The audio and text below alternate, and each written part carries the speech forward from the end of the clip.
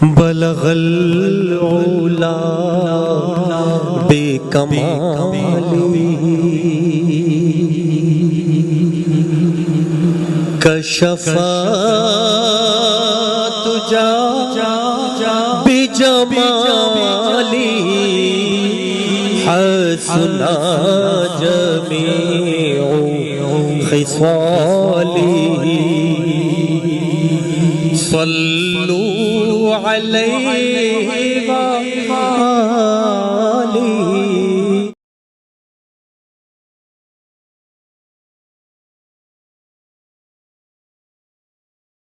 یہ جو اشعار آپ لوگ سنتے ہیں یہ نہ سمجھے، بعض لوگ کہتے ہیں جی کبھی کہ یہ مبالغہ تو نہیں ہوگا. یہ کیا مبالغہ کرے گا کوئی؟ بڑے سے بڑا ادیب آ جائے، بڑے سے بڑا شاعر آ جائے، وہ بھی مبالغہ رائج نہیں ہوتی. حضور صلی اللہ علیہ وسلم کی حقیقت تو اللہ ہی جانے. ہاں ایک بات علماء ہمیشہ فرماتے ہیں کہ خدا کی خدائی میں انہیں شریک نہ کرو. بس وہ ظاہر ہے ایک اصولی بات ہے، ساری دنیا اس بات کو، اللہ خود کہتے ہیں اللہ خالق کل شیء، کہ اللہ ہر شے کا خالق ہے. باقی کوئی مبالغہ نہیں ہے.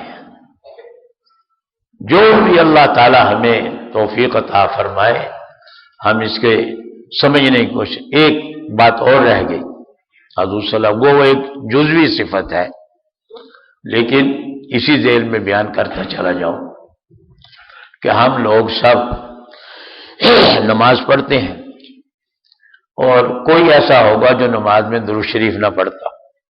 ٹھیک ہے نا؟ ہماری جماعت یہاں 100 آدمی 200 آدمی کی ہوگی، جمعے میں 400 500 1000 ہو جائیں گے. لیکن مسجد حرام میں، مسجد نبوی میں ایسے بہت مواقع آتے ہیں، رمضان میں، حج میں، عیدین میں، کہ جس میں 1,00,000 2 لاکھ نہیں 10 15 20 لاکھ آدمی بیک وقت نماز پڑھتے ہیں نا. اور تقریباً سارے کے سارے ہی اللہم صلی علی محمد، اور اس سے پہلے السلام علیکہ ایھا النبی ورحمۃ اللہ وبرکاتہ، حضور پہ سلام، اور پھر اللہم صلی علی محمد. تو نماز کی سنتیں ہیں، یہ پڑھتے ہیں نا.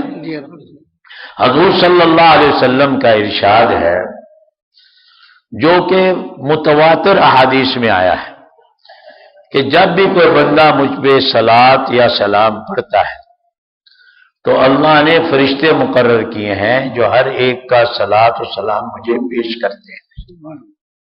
ٹھیک ہے نا؟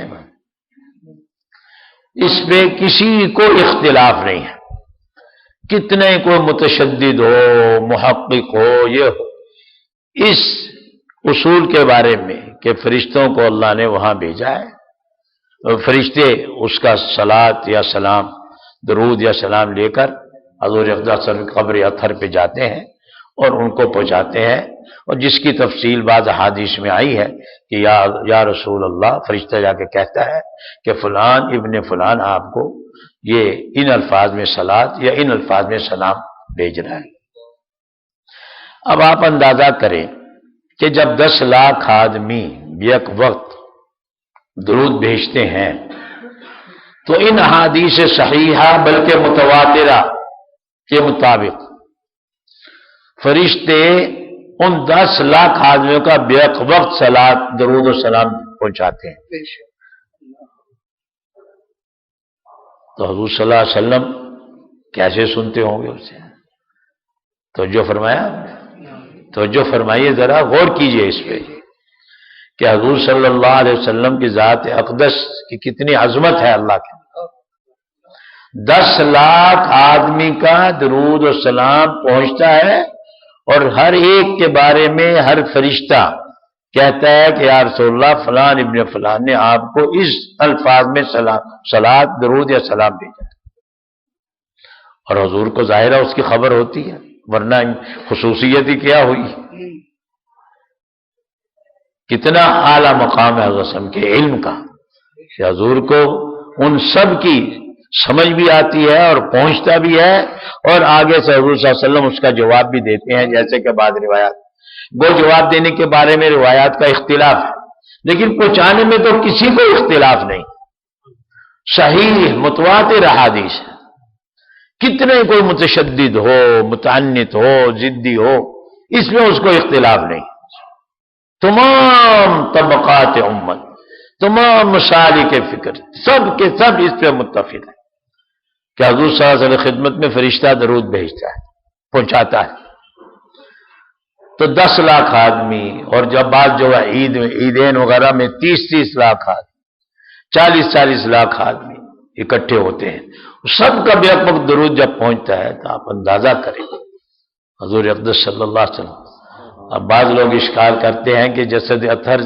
زندہ کیسے ہے، بیوقوفی کی حد ہے، یہ حدیث تو صریح ہے، صاف بتا رہی ہے کہ اللہ کے نبی کو فرشتہ سلام پہنچاتا ہے، وہ سنتے ہیں، سمجھتے ہیں، جواب دیتے ہیں صلی اللہ علیہ وسلم۔ اس کو غور کرے، تنہائیوں میں سوچے، اللہ تعالیٰ ہر وقت ان پہ درود بھیجتے ہیں، اللہ اکبر، اللہ کا ارشاد ہے قرآن مجید میں، اس میں تو کوئی مسئلہ ہی نہیں، اور یہ حدیث متواتر ہے، صحیح ہے، کوئی اسے نہیں جھٹلاتا، اس حدیث کو کوئی اس پہ کلام نہیں کرتا، سب کے نزدیک، تمام متشددین متعننین نزدیک یہ حدیث صحیح ہے کہ جب بھی کوئی شخص صلاۃ یا سلام بھیجتا ہے فرشتہ اسے پہنچاتا ہے، اس حد تک سب مانتے ہیں۔ تو جب 10 لاکھ آدمی، 15 لاکھ آدمی، 20 لاکھ آدمی اس درود کو حضور صلی اللہ علیہ وسلم کے کا درود حضرت صلی اللہ علیہ وسلم سے پہنچتا ہوگا تو حضور کیسے اسے استیعاب کرتے ہوں گے؟ ہمارے سامنے تو 10 آدمی ایک ہی لفظ بولے وہی ہماری سمجھ میں نہیں آئے۔ یہ چند واقعات ہیں جو میں نے پیش خدمت کیے ہیں، ان پہ غور کریں اور اس سے اندازہ کریں کہ حضور صلی اللہ علیہ وسلم کی کتنی عظمت ہے اللہ کے ہاں، اللہ کے ہاں کیا عظمت ہے، ہم تو اس عظمت کو سمجھ بھی نہیں سکتے، ہماری تو سمجھ سے بالا تر ہیں یہ چیزیں، ہم سمجھ بھی نہیں سکتے، اور اللہ ہمیں تقصیر کو، کوتاہی کو معاف فرمائے۔ ایسے نبی کی امت اللہ نے ہمیں بنایا ہے، معمولی چیز نہیں، اللہ ہمیں اس کی قدردانی کی توفیق عطا فرمائے، اور حضور اقدس صلی اللہ علیہ وسلم کے احکامات، ان کی سنتوں کو مضبوطی سے پکڑنے کی ہمیں توفیق عطا فرمائے، اور حضور صلی اللہ علیہ وسلم سے قلبی تعلق اللہ ہمیں جوڑنے کی توفیق عطا فرمائے، کہ ہمارے دل حضور صلی اللہ علیہ وسلم کی محبت سے منور ہو جائیں، روشن ہو جائیں، اتنا ان کا تذکرہ کیا جائے، اتنا کہ ہر وقت ہم بس اسی میں رہیں۔ اللہ تعالیٰ اپنا کرم فرمائے اور ہمیں حضور کی صحیح قدردانی کی توفیق عطا فرمائے، اور ان کی لائے ہوئے دین کے مطابق اپنی زندگی کو بنانے کی ہمیں توفیق عطا فرمائے۔ یہ اجتماعات، مجالس اسی لیے کر رہے ہیں کہ اللہ تعالی ہماری دل کی آنکھوں کو کھول دے، اور اللہ ہمیں اس حقیقت محمدیہ صلی اللہ علیہ وسلم کا کچھ حصہ ہمیں عطا فرمائے کہ ہم سمجھ لیں اسے۔ تو ورنہ سچی بات یہ ہے کہ ہماری سمجھ سے بھی بالا تر ہے۔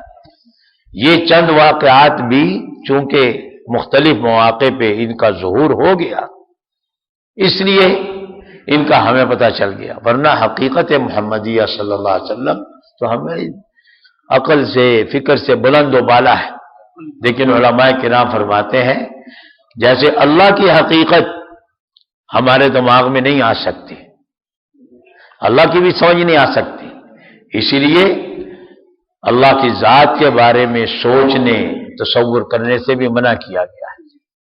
اللہ تعالی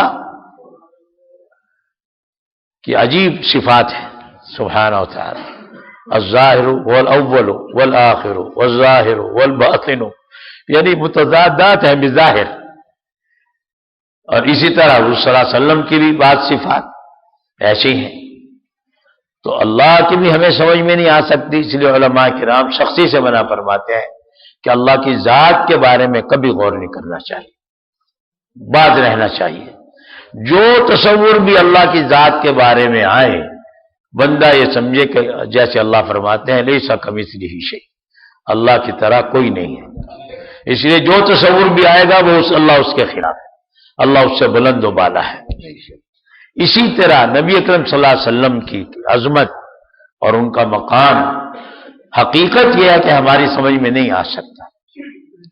جتنا بھی ہم سوچیں گے اس سے بھی زیادہ ہے، لیکن اس کے بارے میں سوچنے کا ہمیں حکم ہے. جتنا غور ان احادیث میں جو صفات نبی اکرم صلی اللہ علیہ وسلم کی قرآن مجید میں احادیث میں آئی ہیں، ان کے بارے میں غور کرنے کا ہمیں حکم ہے، چونکہ اس سے حضور صلی اللہ علیہ وسلم کا قلبی تعلق ہمارے دل میں زیادہ بڑھے گا، محبت اللہ کے رسول کی بڑھے گی، اور اسی سے جذبہ اتباع بھی پیدا ہوگا. اللہ توفیق عطا قبول فرمائے.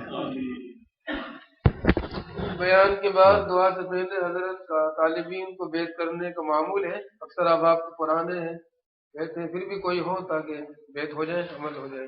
اگر کوئی ہے، کوئی ہو ساتھی تو قریب تشریف ہے، ورنہ دعا کر لیں. کوئی نہیں، دعا کر لیں، دعا کر لیں. سبحانک اللہم وبحمدک نشہد ان لا الہ الا انت نستغفرک ونتوب الیک. اللہم ربنا لک الحمد کلہ ولک الشکر کلہ. اللہم انا لا نحصی ثناء علیک انت کما اثنیت علی نفسک. اللہم صلی وسلم وبارک علی عبدک ورسولک ومصطفاک من خلقک سیدنا وحبیبنا وقرۃ اعیننا ونبینا ومولانا محمد النبی الامی الکریم وعلی آلہ واصحابہ وازواجہ واتباعہ اجمعین. جزا اللہ عنا سیدنا محمدا صلی اللہ علیہ وسلم ما هو اہلہ. اللہم آتہ الوسیلۃ والفضیلہ وابعثہ مقاما محمودا الذی وعدتہ. اللہم ارزقنا جميعا شفاعته يوم القيامة. اللہم ارزقنا جميعا مرافقته في الجنة برحمتك يا ارحم الراحمین یا ارحم الراحمین یا ارحم الراحمین. اپنی رحمت اپنے کرم سے یا اللہ ہم سب کے پچھلے تمام گناہوں کو معاف فرما، ہماری تقصیرات کو معاف فرما، ہماری کوتاہیوں کو معاف فرما، ہماری غفلتوں کو معاف فرما.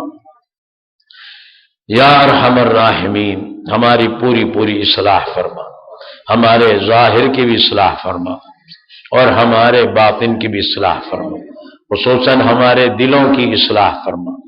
ہمارے دلوں کو ہر قسم کی گندگیوں سے پاک اور صاف فرما، ہمارے دلوں کو ہر قسم کے رذائل اور امراض قلبیہ سے یا اللہ پاک اور صاف فرما. ہمارے دلوں کو عجب، تکبر، حسد، کینہ، بغض، ریاکاری، تحقیر مسلم، غفلت اور ہر رذیلے سے، ہر دلی مرض سے یا اللہ ہمارے دلوں کو پاک فرما. اللہ ہمارے دلوں کو اپنے انوار سے منور فرما. اللہ ہمارے دلوں کو اپنے انوار سے منور فرما. اپنی معرفت کا نور ہم سب کو عطا فرما. اپنا خصوصی سچا قلبی تعلق، دائمی تعلق ہمیں نصیب فرما. یا اللہ اپنا سچا قلبی دائمی تعلق ہمیں نصیب فرما. اپنے پیارے رسول صلی اللہ علیہ وسلم کے ساتھ ہم سب کو سچا قلبی دائمی تعلق نصیب فرما. حضور صلی اللہ علیہ وسلم کی سچی پختہ محبت ہمیں نصیب فرما. حضور اقدس صلی اللہ علیہ وسلم کی محبت سے ہمارے دلوں کو